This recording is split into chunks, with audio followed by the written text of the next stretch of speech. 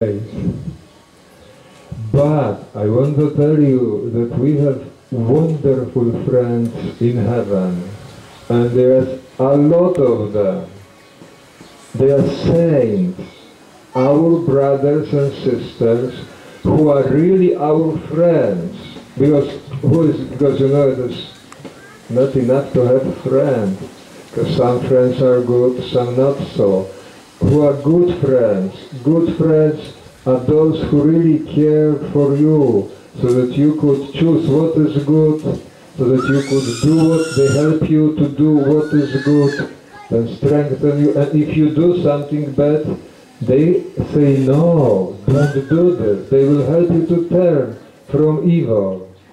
And saints are this kind of friends who really care for the most important thing in our life, for our relation with God, for our salvation.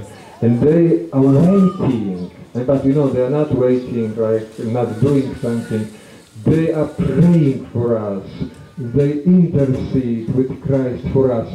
And probably each one of them has a special task to do in our lives. And probably we have, you know, those close saint people that are sent by God to strengthen us. And every saint, you know, they are like a specialist from some grace. One helps in the problems of relations. One helps those who have sickness of throat. One helps those who are lost something, like Saint Anthony. And they really, if you, with faith, some have the power to help in those who confess. Because they were wonderful confessors. So there are people that we should open our hearts to their help and to this friendship, to discover that we are not alone, that there is around us, we don't see them, but a crowd of friends who are saying, okay, come on, get up, go, choose this, don't get discouraged, we are waiting, you are not alone, we will help you, we went through the same. And today we commemorate one of those saints, Saint Matthias Apostle. And he can help us to find our place in our life and to accept this place as a given by God. We heard in the first reading that, you know, apostles decided to find someone to replace Judas. Judas didn't want to take his place that God created him for.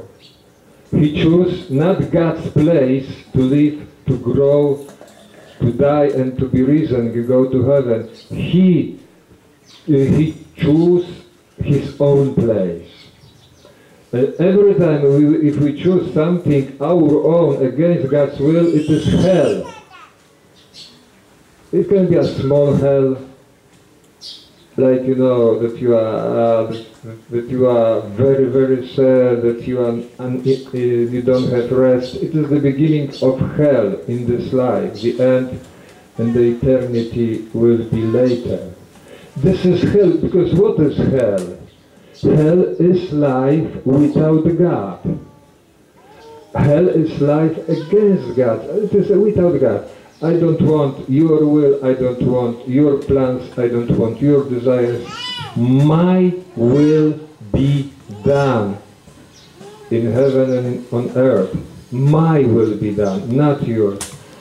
And we are getting problems in our personal life, in our, I don't know, national life, or in the life of all humanity. Because, and you know, really because we don't want to take the place that was provided by God for us. And what happens in the first reading? Apostles pray and they decide to choose among two of them. And Matthias is chosen by God to take the place destined for him, because Judas didn't want to take this place. And you see, every one of us was created with this purpose in life, to have some mission. different missions, but all the missions are very important. Oh, we can imagine that all of us are created to be members of wonderful orchestra, you know, and you know there are different instruments, big and small, powerful and very quiet, and we have to find our place, our instrument, and our part to play. And if we play this, every one of us around plays this, there is a symphony, a harmony, a beautiful melody, a glory. It is said glory. You know, it is wonderful lives, peaceful lives, harmonious lives. When there is God's presence. But it is really important to discover this place, accept this place that God has given you, and to grow in this place. In the